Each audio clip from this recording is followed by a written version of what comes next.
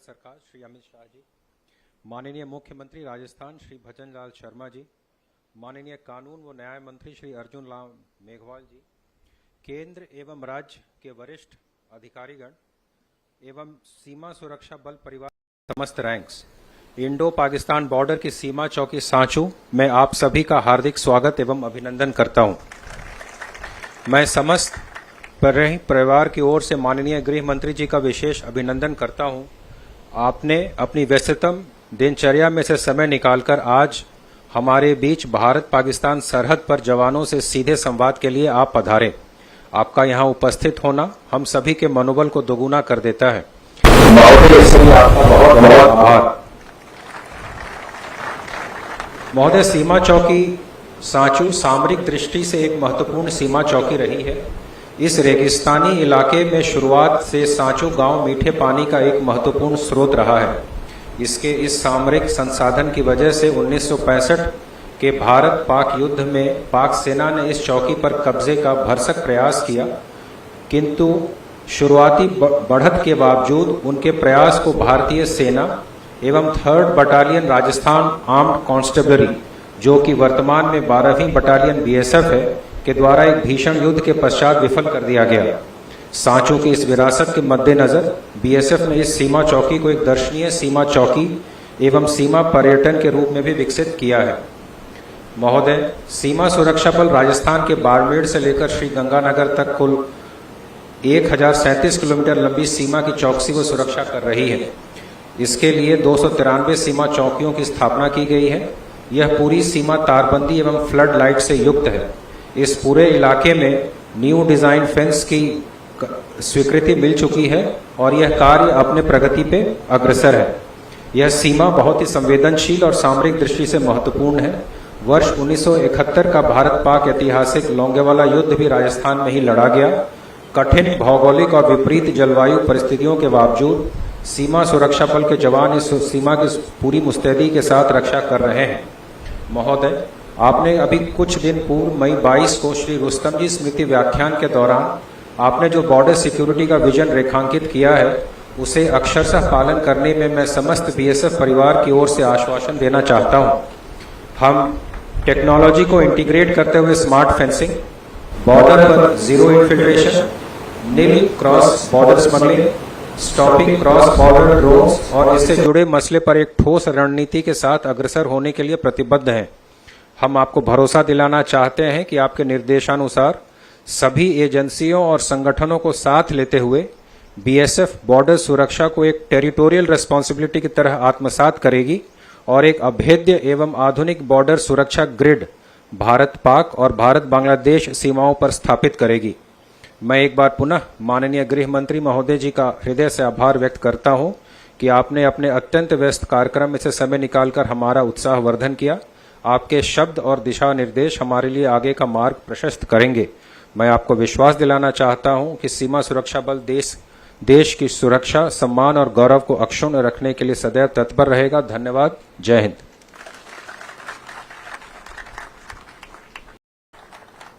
अब मैं सादर अनुरोध करता हूं माननीय गृह एवं सहकारिता मंत्री श्री अमित शाह जी से कि वे हम सभी सीमा प्रहरियों के प्रेरणा एवं मार्गदर्शन हेतु अपने आशीर्वचनों से हमें अनुग्रहित करें। महोदय।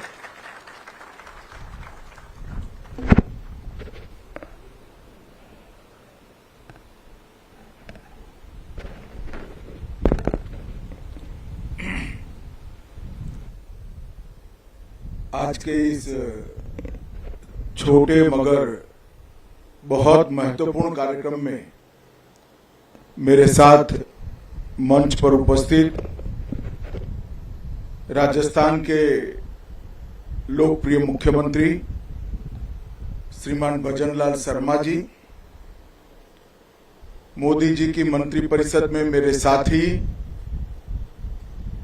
यहीं के सांसद श्रीमान अर्जुन राम मेघवाल जी, केंद्रीय गृह सचिव श्री गोविंद मोहन जी, निर्देशक आसूचना ब्यूरो श्री तपन कुमार डेका जी, सचिव सीमा प्रबंधन डॉक्टर राजेंद्र कुमार जी, बीएसएफ के महानिर्देशक श्री प्रवीण कुमार जी और आज यहाँ पर उपस्थित सभी सीमा प्रहरियों को मेरा राम राम नमस्कार।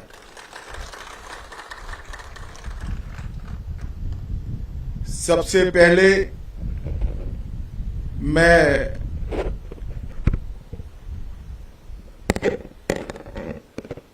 बीएसएफ के 2000 से ज्यादा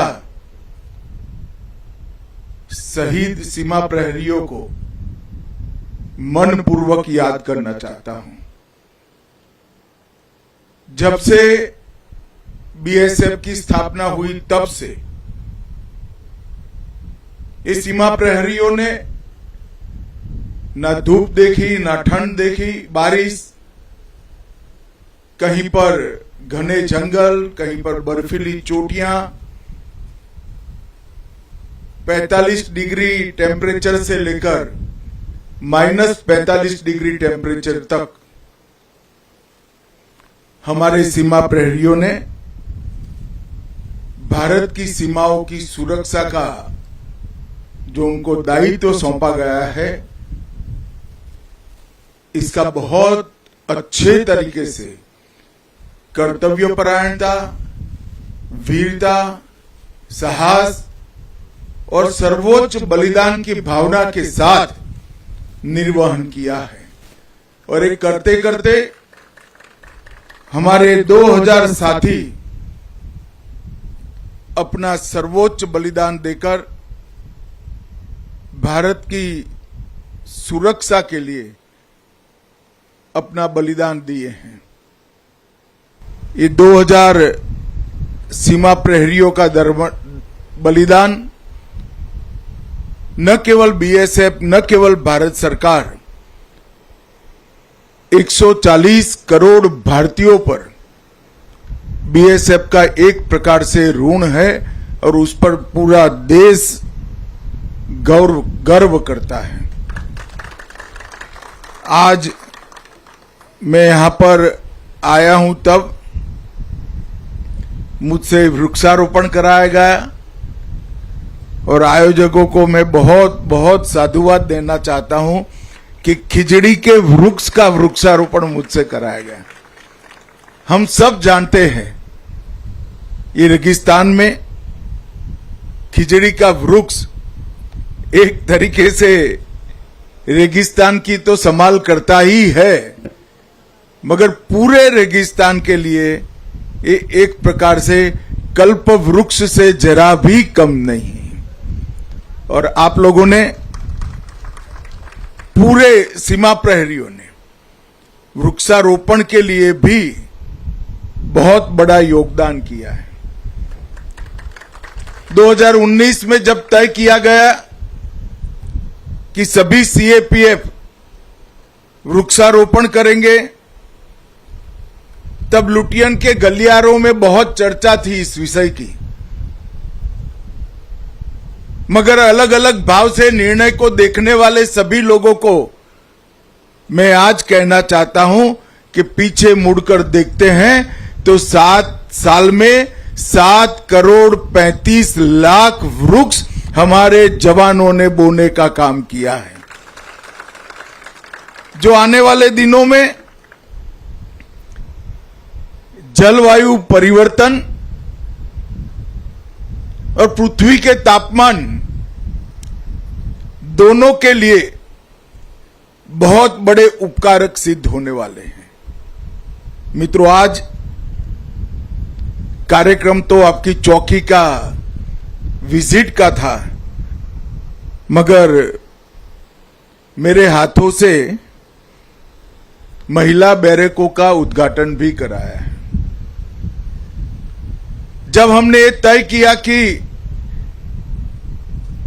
जेंडर न्यूट्रल तरीके से हर काम में हमारे देश की बेटियों का सहयोग लिया जाएगा, इनको मौका दिया जाएगा, तब एक विवाद था कि बॉर्डर की सुरक्षा में बेटियां क्या कर सकती है और उनकी सुविधाओं का क्या। मगर मुझे कहते हुए आनंद है, बेटियों ने बेटों से 2 कदम आगे बढ़कर सुरक्षा में अपना योगदान दिया है।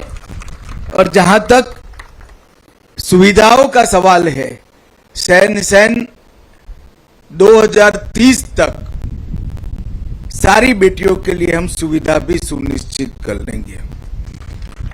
राजस्थान में 79 बैरक स्वीकृत हुए हैं लगभग 40 करोड़ के खर्चे से। उसमें से 67 बैरक आज जो 14 लोकार्पित हुए, इसके साथ 67 बैरक का काम समाप्त हो गया है। अब सिर्फ 12 बैरक बाकी है जिनका कार्य प्रगति पर है। और मैं आशा रखता हूं कि कुल मिलाकर बीएसएफ जिन सीमाओं की चौकी करती है, निगरानी करती है, वो सीमाओं पर 360 बैरक 200 करोड़ के खर्चे से बनने थे। ये समाप्त होने के बाद हमारी बेटियों के लिए यहां ड्यूटी करना बहुत सुविधापूर्ण होगा। मैं बीएसएफ के जवानों का ऑपरेशन सिंदूर के दौरान जो प्रदर्शन रहा, उसकी भी भूरी प्रशंसा करना चाहता हूं।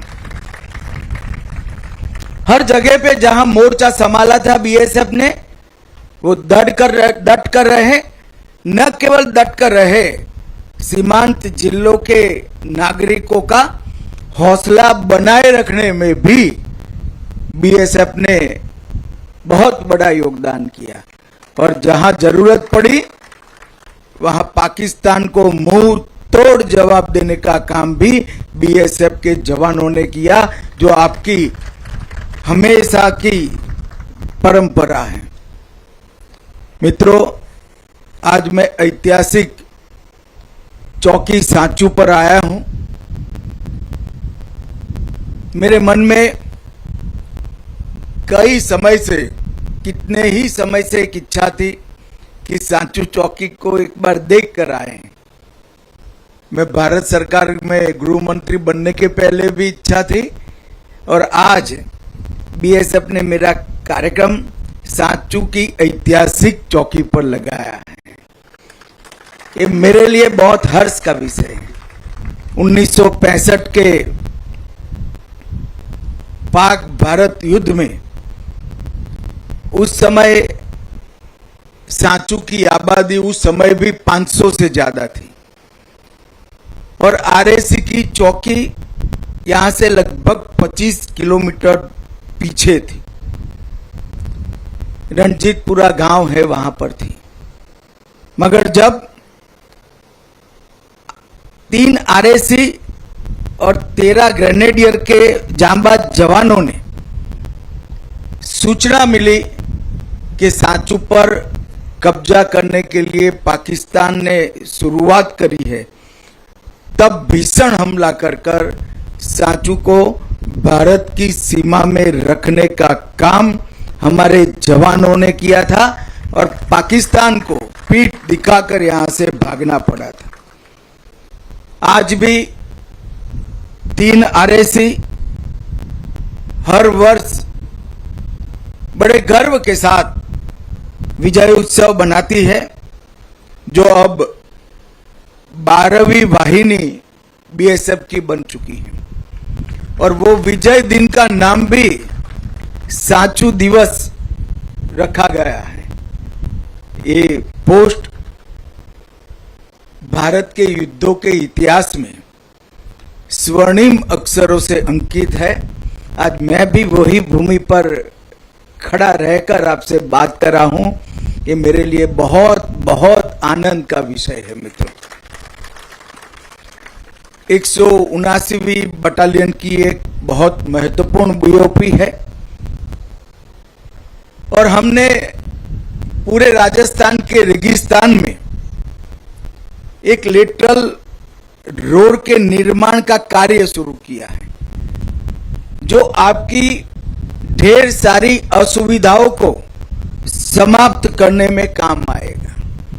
लगभग 1096 किलोमीटर लंबी लेटरल रोड और 520 किलोमीटर लंबी एक्सियल रोड, ये दोनों मिलाकर बीएसएफ के जवानों की सारी सुविधाओं की भी चिंता करेंगे और कनेक्टिविटी को भी बहुत लाइव और उपयोगी बनाएंगे। यहां पर ही न्यू डिजाइन फेंसिंग लगाने का काम चल रहा है और राजस्थान की लगभग 180 चौकियों पर पीने का पानी पाइपलाइन से पहुंचाने का भी काम पूर्ण हुआ है। मित्रों, अब हमने बीएसएफ की परंपरागत ड्यूटी को नए डायमेंशन से देखना पड़ेगा। अब तक जो हम करते आए हैं, सीमा के उस पार से कोई हमारी सीमाओं का अतिक्रमण न करे, अवैध स्मगलिंग पर नजर रखना, घुसपैठ पर नजर रखना और अहरनिश इनकी सीमा पार की गतिविधियों को हमारे सुरक्षा के दृष्टिकोण से नजर में रखकर हमारी तैयारियों को भी पैनी करना। मगर अब जिस तरह से देश को नुकसान करने के लिए आमादा जो तत्व है वो टेक्नोलॉजी का उपयोग कर रहे हैं, उसको देखते हुए भारत सरकार ने कुछ साल पहले एक निर्णय किया था, हालांकि राजस्थान में इसका कोई बहुत फर्क नहीं पड़ता है, कि बीएसएफ का कार्य क्षेत्र 15 किलोमीटर से बढ़ाकर हमने 50 किलोमीटर करा।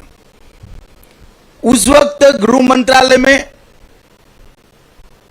और कंसर्न राज्य में बड़ी बहस छिड़ी थी कि क्या जरूरी है। तब मैंने ज्यादा कोई जवाब नहीं दिया था और हमने एक निर्णय कर दिया था। वो निर्णय करने के पीछे एक मंशा थी कि सिर्फ सीमाओं की सुरक्षा कर कर हम देश की सुरक्षा सुनिश्चित नहीं कर सकते। हमने क्षेत्रीय सुरक्षा का राज्य सरकारों के साथ रहकर चिंता भी करना पड़ेगा और वो जिम्मेदारी का निर्वहन भी करना पड़ेगा। हमारी जिम्मेदारी है कि सीमा से नजदीक 50 किलोमीटर के किसी भी गांव में कोई अवैध निर्माण होता है तो हम सिविल प्रशासन को सूचित करें, कलेक्टर को सूचित करें, एसपी को सूचित करें। हमारी जिम्मेदारी है कि 50 किलोमीटर की बॉर्डर तक के सभी गांवों में जनसांख्यिकी का परिवर्तन हो रहा है, कृत्रिम परिवर्तन हो रहा है, तो उसके प्रति सजग रहकर राज्य सरकार को आगाह करें। हमारी जिम्मेदारी है कि ड्रोन और अन्य उपकरणों से नारकोटिक्स और हथियारों की स्मगलिंग होती है तो इसको कठोरता के साथ बंद करने के सारे उपाय हम करें। भारत सरकार